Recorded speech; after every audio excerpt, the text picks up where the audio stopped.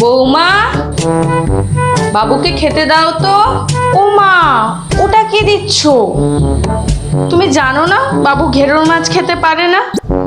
একটা বড় দেখে নেয় গাদার মাছ দাও, নেয় পেটির মাছ দাও, বুঝলে?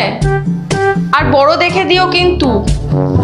এমন একখানা বউ এনেছি যে নিজের স্বামীকে ভালো দেখে একটা মাছও দিতে পারে না। আরে অত ঝামেলা করার কি আছে নিজেদের মধ্যে? একটা মাছ দিলেই হলো। বৌমা, যে খাবে তাকেই বেছে নিতে দাও। বলো কোনটা খাবে?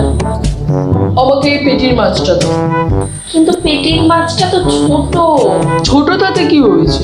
আমার পেটির মাছ খেতে ইচ্ছে হয়েছে, আমি খাবো। আজব তো। কিন্তু মা তো আমাকে বলেছে ওকে বড় দেখে মাছ দিতে। যদি ছোট মাছ দিই এর জন্য আমাকে কথা শোনাতে ছাড়বে না। কি যে করি।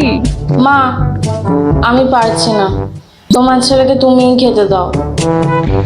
ধন্যি একটা বউ জোগাড় করেছিস রে বাবু, সামান্য খেতে দিতে গিয়ে নাকা নিচু পানি খাচ্ছে।